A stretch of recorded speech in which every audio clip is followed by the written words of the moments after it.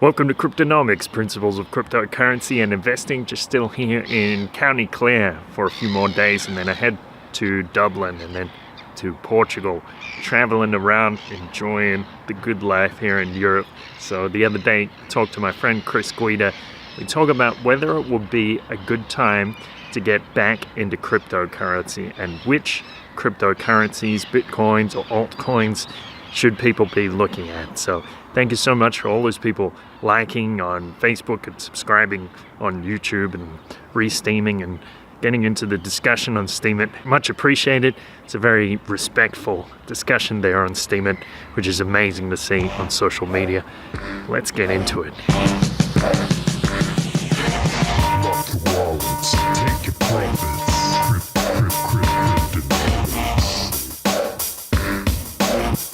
Is it a good time to buy cryptocurrency now that the prices are low? Which cryptos would you recommend buying? First question, yes. Second question, Bitcoin. Yeah, I'd say generally yes. This is an interesting one because I'm not sure if I'd recommend buying anything but Bitcoin at this point because of this uncertainty about 51% attacks. I'm not sure which cryptos are really resistant to that. Obviously, Bitcoin is, because the market cap is so big, it's harder to do, or the hashing power and everything. Yeah, it's harder to do an attack against it. Yeah. Are you talking about the 51% attack that happened on ETC? Ethereum Classic, yeah. Yeah, that isn't a huge problem for ETC. I don't know if you noticed the price. The price actually didn't go down that much. Right. I mean, basically, it kind of just put people on alert that they should, well, especially exchanges, because exchanges are the ones who lost money in that. That They should put their threshold, their confirmation threshold, much higher than it was. So they had their confirmation threshold set at like a few minutes or something like that. And so after that attack, they set it at like an hour. So, which is what it is for Bitcoin on a lot of exchanges. So it just goes to show you that just because the blocks are coming out faster, it doesn't necessarily mean the chain is the security still secure. Yeah. Yeah, you're not really worried at all. Like that wouldn't be something that would scare you away from altcoins, even though you're not a big advocate of altcoins. But yeah, well, actually, I do hold some ETC, and I should probably just get rid of it. I'm probably about to get rid of it actually pretty soon. I thought that Turing complete smart contracts were going to be a lot more secure than they turned out to be. But ever since the DAO hack, I've been like, oh, okay, I guess this isn't going to be very secure. I mean, basically, when you have a Turing complete smart contract, that the more money that gets piled on top of that smart contract, the more incentive there is for hackers to come and try to exploit the contract to get that money. So, we saw, I think the most money ever managed by a smart contract was probably the DAO. And it was like $100 million or $200 million or something like that. And, like most of it just got stolen, and then they forked, to make it not stolen anymore. At that point, I was like, okay, well, that shouldn't be allowed to happen. Like the ledger should be sacrosanct, but like the ledger should never get changed, even if a bunch of people lose money. Because at that point, you're basically reverting back to, okay, we have this central group of people who can make decisions, and we can erase transactions that happen. And that's specifically what Bitcoin was invented to avoid. So when Ethereum Classic first came out, I was like, oh, well, this seems like the better fork of Ethereum. But now I'm just like, oh, yeah, neither fork is probably going to do that well. I mean, maybe in the long run.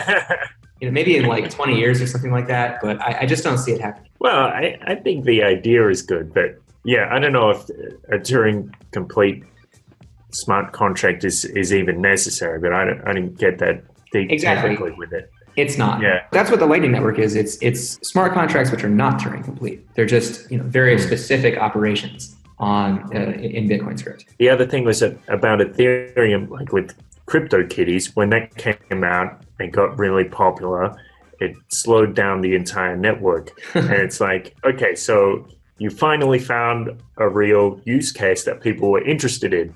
and it crashed the network. Well, not crashed, but slowed it right down. Exactly. No, it's great, you know, that all these altcoins are around, because it's kind of lending legitimacy to Bitcoin. People are like, why doesn't Bitcoin try these things? And it's like, this is why. So, yeah, that's kind of how I see it. Yeah. So it is definitely a good time to buy now. The market's at like a 1 year low. Yeah, and I would add that the altcoins basically follow Bitcoin, but much more volatilely. Yes. Like if Bitcoin goes up 50%, altcoins are likely to go up 100% or 200% or something like that. So basically, you know, whatever Bitcoin does, the altcoins are going to do, but just more. So if you feel like Bitcoin has bottomed out, it actually might be a good play to start buying some altcoins right now, because whenever Bitcoin goes back up, the altcoins should go up even more than that. Which altcoins do I think show promise? Yeah, I guess which altcoins do I hold right now? Dash, ETC, Monero, Litecoin. Yeah, I mean, I stick to the ones that are kind of tried and true.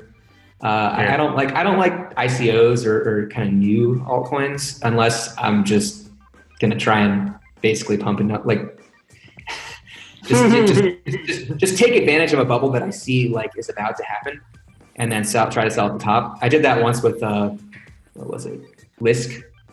When that first came out, they were like, we're like Ethereum, but we use, I forget what it was. It was like Spangled, nimble, wimbles. Yeah, exactly. We're like Ethereum, but different, and we have better buzzword. I was like, okay, this sounds like it might, you know, make me some money, you know, if I just buy it and then sell it real quick.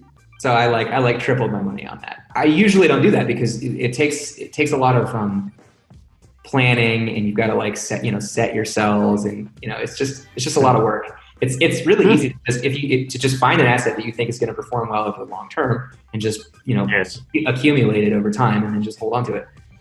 Yes. Yeah. But it is hard to say what's really classed as long term now. So it's like, sometimes it feels like I get into a project, I buy some to speculate on it, and then later, after a year or so, maybe they haven't really fulfilled on their promises, and I'm wondering which direction it's really going. Yeah. So, yeah, exactly. I mean, the problem with altcoins is that, you know, a lot of the good cryptocurrency developers are pretty much already working on other cryptocurrencies. You know, so these white papers and ICOs that come out, I think it's slowing down. I haven't heard about many new ICOs these days. I think people are kind of losing interest in them because, you know, like in the early days, like Lisk, for instance, that was kind of like an earlier ICO. That was before, you know, they started hyping everybody up for the ICO. Like it used to be like you heard about it from like some source that was kind of hard to access, and then, you know, you could buy at a really cheap price. And then you could wait until everybody heard about it, and when everybody heard about it, it would spike up. But if everybody's already heard about your ICO before the coin's even launched, then you're buying it at a really high price. And so it's really not likely to go up from there. It's probably going to go down. You want to buy into things before everybody has heard about them. Yes, or after they forget about them, like right now with crypto. Yeah, definitely. With the ICO thing, I do think it's probably just a sign of the cycle. So I think in another year or even 2 years, there'll probably be a whole bunch of other ICOs coming out, and everybody and their dog will be releasing one. Probably. Yeah. Another thing that you have to watch out for with Bitcoin is the halvening. Every time the supply halves, so there was one in 2012. And there was one in 2016, and the next one is in 2020. And whenever that happens, around when it halves, like before and after, there's usually a pretty big upswing. And that probably has to do with miners not being able to sell as many Bitcoins.